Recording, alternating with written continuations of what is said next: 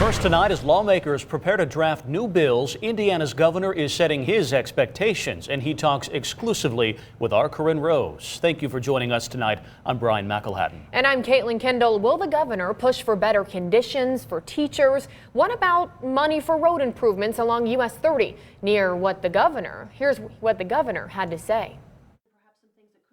Governor Eric Holcomb touts 2019 as a good year with a strong economy and large state investment in infrastructure. We're looking at about a 20-year, $60 billion paid for program. While it may not seem like it would impact Northeast Indiana, the governor says the project to extend I-69 south from Indianapolis to Evansville will positively influence the entire state and will open 3 years ahead of schedule, now set for 2024 instead of 2027. I-69 is a major thoroughfare and a corridor in the country that will serve everyone along that whole route. It's going to benefit Fort Wayne when it's completed and every point in between. He encourages people to go online and look at the state's infrastructure investment for every county. So what about improvements closer to home, like US 30?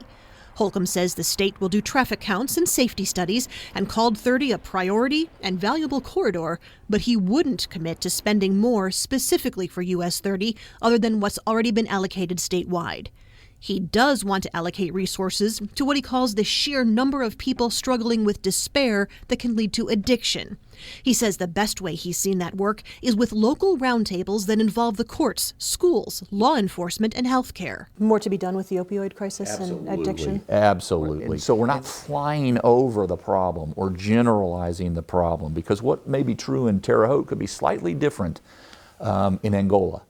And again, fortunately, we have, from a state perspective, the ability to take in all that data and then make decisions that will positively influence those who need it the most. As for education and that massive Red for Ed rally last month that featured about 14,000 teachers and supporters on the lawn of the State House? What does that say to you, that there are so many who gathered support of that one cause?